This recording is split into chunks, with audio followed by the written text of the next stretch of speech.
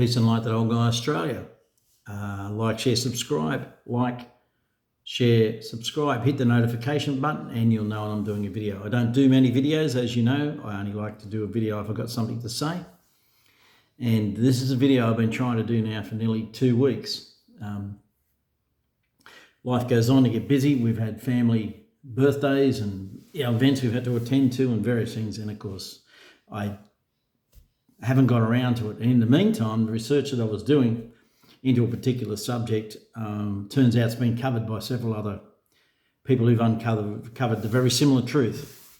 And so, and then I thought, well, maybe I probably shouldn't do the video. There are people out there who have already got this information available. And then I thought, well, if I do it and I do it my way, then happy days. Those that subscribe to me will get that information and may be able to go and look up other links that I supply and do your own research that way. Now, before I get into this in any great detail, I'd just like to make it known to you that what I'm about to share with you is my truth, right? It's not the truth, it's my truth. It's the conclusions that I've come to after some really serious research, and those that know me know that I sleep for something that evades me on most nights. So, I tend to spend a lot of time chatting with a lot of people from overseas. I've got contacts in many different countries, and I've deliberately cultivated those contacts to give me information from other countries and from other perspectives. People on the street, professional people, sports people, all sorts of different people, so that I get a better view of things, not just get some idea and go ranting off, as I've seen many people do. So, this is my truth. Let's look into it. So here we go. The first thing I want to start with is a very simple thing. I have no idea why I even have to say this to you. I honestly, I regret having to do this, and I'm also incredibly annoyed that I've got to do this. It's frustrating. We've just had a situation, for 20 years we've known that the media is a liar. More. I've known a long time. Anyway, suffice to say that over the last 4 years, I think more and more people have woken up to the fact that they're just being lied to. Now, we've come to the realisation that we know that there are Zionist organisations with a behind-the-scenes elite, the Grey Pope and everybody else, who are involved in this huge cabal. We know they own 95% of the world's media. We know they own 95% of the world's money. We know they own all the legal systems, right? We know they have all jurisdictions in all countries and all legal systems.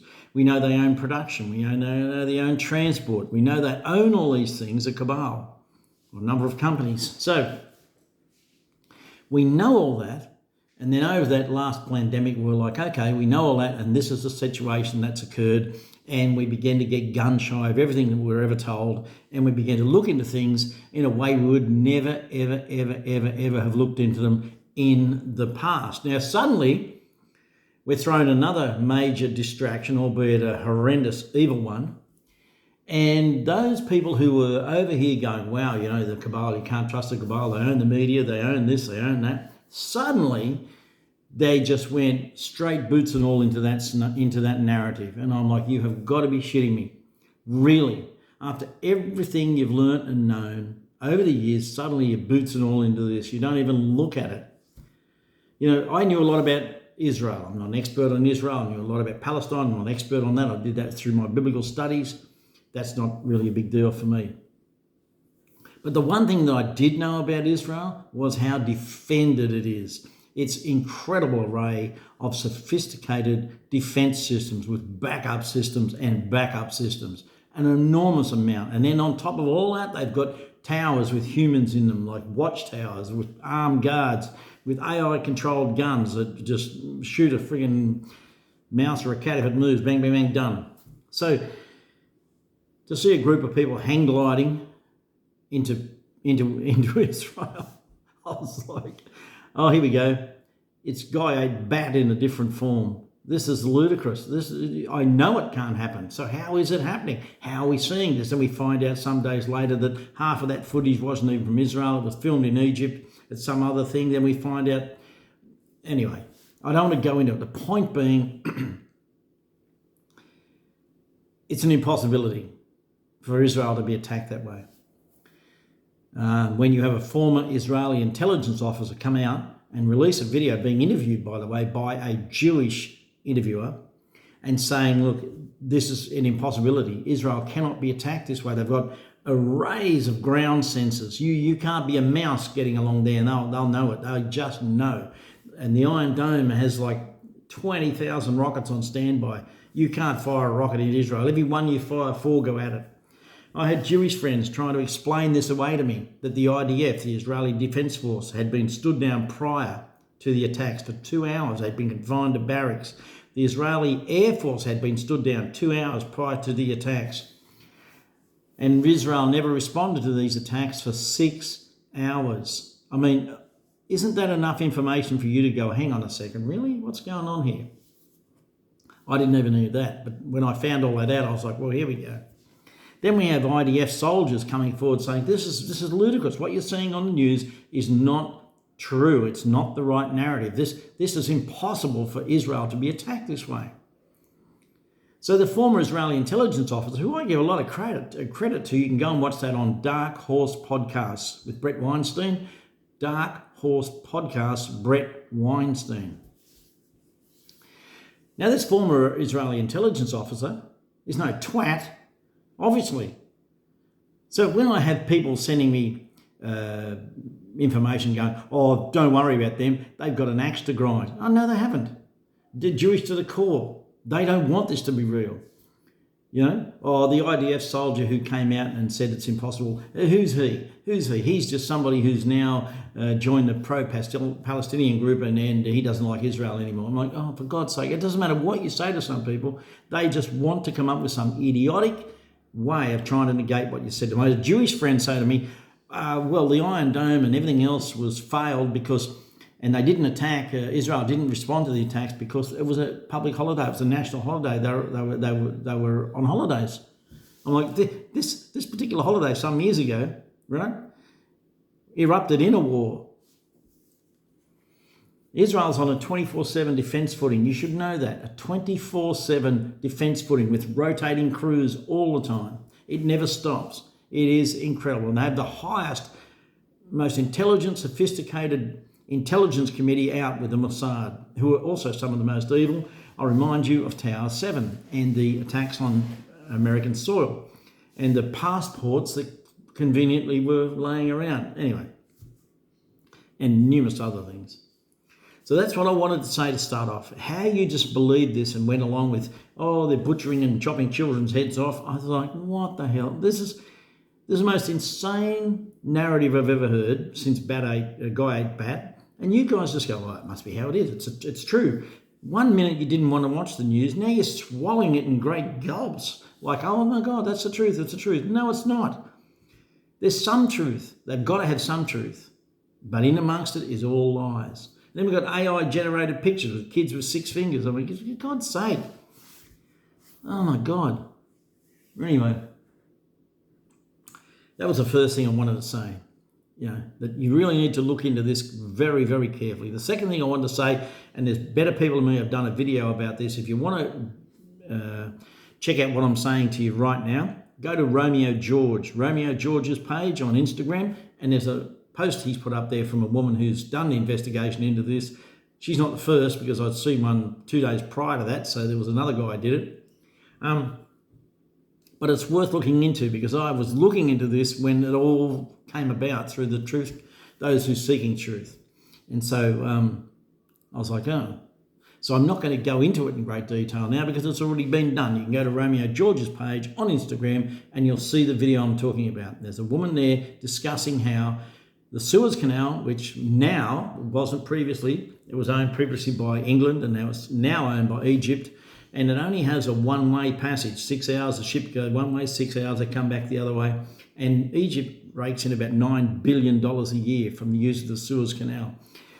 Now Israel, along with America and France, had put in a plan for another canal, the Ben Gurion Canal, on the northeastern side. And this was going to be a much bigger canal, which would allow 2 lanes of shipping and would allow bigger ships. It was going to be 10 or 15 metres or 50 metres deeper. And they were going to blast their way they'd approach the US to use small nuclear charges to blast out the rocks along that area to get it cleared. But the problem was, and this is not a conspiracy, you can go and look this up, the problem was the route they had to take went way out around the Gaza Strip, and I mean out and around, quite a distance. It might look like a bend on a map, but boy, that's a long way. And the cost was enormous, and the difficulties in getting it done was even worse. And of course, the most direct route for this canal to be put in place was to go straight through Gaza. Now, I don't know if you're aware of what's happening with the carpet bombing in Gaza at the moment. They carpet bomb it, and then they move in with the bulldozers and they flatten everything and they just bulldoze it complete. It's gone. Absolutely gone. So you can look into this all you want. And trust me, I was doing some research on this when shit hit the fan and other people started doing those videos. So I was like, well, okay, well, you've done my research for me.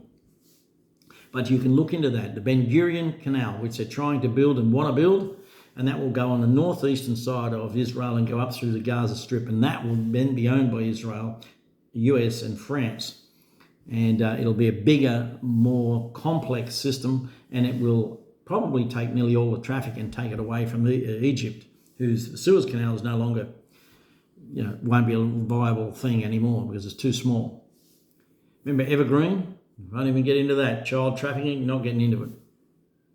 Suffice to say, you need to look into these things a bit deeper. That's all I ask you. Please, I'm sick of people telling me I've got to take a side. I had a friend write to me and say, if you don't support Israel, you can leave my page. And I'm like, what the actual F? Really? That's your response to this? I'll tell you which side I'm on. I'm on the side of truth and I'm on the side of peace. And I can tell you now, if anything that former Israeli intelligence officer says is true, or those IDF soldiers say is true, or the Israeli Air Force pilots who came out and spoke out, if that's true, and that Netanyahu has orchestrated these attacks on his own people to create a proxy war, which I truly believe he has, with the US, then it's Netanyahu and Israel who are going to suffer the consequences of this. Now, if you're a biblical scholar, you will know that 2/3 of Israel is prophesied to be wiped out, and I can't see that not happening. Because what Israel is doing now is just pure genocide. I'm not talking about standing with the Palestinian people. I'm just standing with truth, humanity, and peace. And if you don't have those things in your life, I don't know how you can even claim to be a Christian or a person. Murder's murder. You say, the Hamas is murdering Israeli people. Oh, really? Give us evidence of that. And let me tell you something else. Since when is a German a Nazi? Since when is a German a Nazi? So why are you saying Palestinians are Hamas? Do you even know who created Hamas? Do you even know where they came from, how they were originally founded? Do you know who uses them or who funded them? Do you know who created ISIS? Do you know who funded them and what they were used for? Until you know the answers to these things, then don't just make stupid assumptions. Don't ask me to stand with Israel or stand with Palestine. I'm not standing with anything but truth, humanity, and peace. They're the only things that matter. I don't care who you are. Murder's murder. And saying that you're a Christian and you want to support Israel, that's good for you. The Cabal owns Israel. The Rothschilds own Israel. That's a known fact. The Cabal have created this war. The Cabal own America. The Cabal own Iran, or the Iranian government. You're saying the Cabal own 95% of the world's media, 95% of the world's money, all the production, all the transportation, everything. And suddenly this is something nobody else had any control over, and they didn't see it coming, and this has started, and they weren't a part of it. What a load of crap. If you support either side, you are supporting the Cabal. That's what you're doing. And this is creating the exact situation they want, which is divisiveness. Now, that gets me onto my third part of this video. And this is the most important part, I think. We thought that the pandemic would divide people, and it did. Friends and family and relatives pitted against each other. But we've come through all that, and now we've got so many people who've woken up to the fact that they were conned. Well, they're not, I'm not getting a third jab and all that kind of thing. The statistics we were given back then, 85%, 90% jab, we found out it was absolute bullshit. It's just not true. And nobody at this stage is held accountable for that, but we believe they will be down the track, and that's how it'll work out. Same with Epstein Island. Trust me, these people will pay down the line. I believe that with every fibre of my being. I had a friend write to me and say, come on, Owen, you reckon we're going to get bloody, all these Epstein Island people are going to get prosecuted? Well, you'll just have to wait and see. But here's the thing I want to tell you about. You'll remember over the last 20 years, we've had mass immigration from Islamic countries. And it's all been the rabble. Everybody gone out. It hasn't been they've all gone. They're all gone. And they've gone out through Europe, Australia, England, everywhere. They've gone everywhere. And this is not a religious war, but the Cabal want you to think that it is a religious war, Christianity versus Islam. Because that, for them, is a perfect basis to plant this tree. But they've been preparing for this for decades. And all these people have been taken to these countries and put into these countries. If you go to Dearborn in the USA, all Muslim. And right throughout America, we've had people filming these secret camps in national parks with rows and rows and rows of tents. No women, all fighting age men and boys, right? But there's no women there. They're just all men, thousands upon thousands of them in these tents in national parks guarded with fences. And they're all over America, and people are saying, what is going on? What is going on? Well, let me tell you what I believe is going on and what I believe is about to take place. The Cabal is going to make you think that there's a war of Christianity versus Islam. And to do that, they'll orchestrate attacks in various countries, probably here in Australia, certainly throughout America. And it will be made out to the public that these are Islamic terrorist attacks by extremists, or they're attacks by Islamic people in response to Hamas attacking Israel. All right? But these are carefully orchestrated. These are what I would term sleeper cells. They're right throughout everywhere. They're through Europe. They're through everywhere. This will happen in the UK and here in Australia. It will take place. And then people will be forced to, take sides and make decisions on what they're going to do next. And of course, America will erupt into civil war because they're all armed.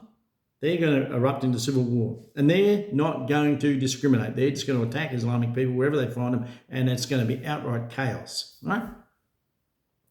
Now, if you're a biblical scholar, you'll know that that's the way it says, that the world will be in such a tumult and such an uproar and such a terrifying place to live in such disaster and trauma that the people will cry out for a saviour. Now, if you're not a Christian or you're not into religious studies, bypass that one. Suffice to say, there will be a person who will come along and go, I can fix all this, and they'll fix it all for the world, and the world will hail them as a hero, and they'll bring about peace, and everyone will go, wow, whatever he says, or she, or whoever it is, we'll soon see.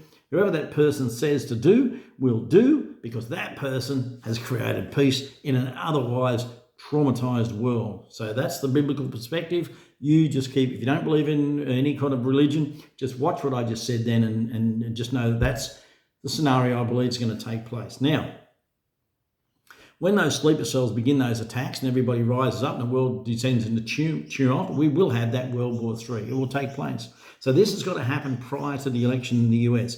The US cannot allow its country to go to the next election. It simply can't. They stole it last time. That was so obvious, it's ridiculous. We know that happened. That's not an issue. The problem is they can't do the same thing over and over again. They can't just use postal votes or use immigrants' votes or have nobody sign for a vote, no ID votes. They can't do the same thing they did last time, or using Dominion voting machines to change and glitch the system.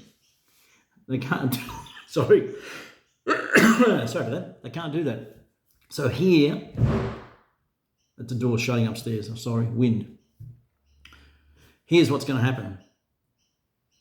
Once this situation develops and there is that kind of outright civil war and things take place the way they are, and we descend into World War III, that's when the banking system and everything will collapse. This is going to put pressure on BRICS.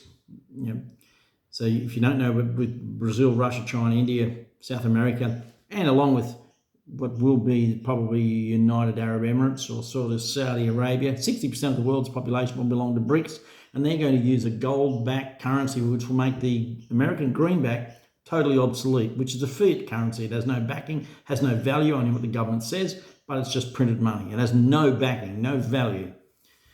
But BRICS will have 60% of the world's population working under their new gold-backed currency. Now, America can't allow that to happen.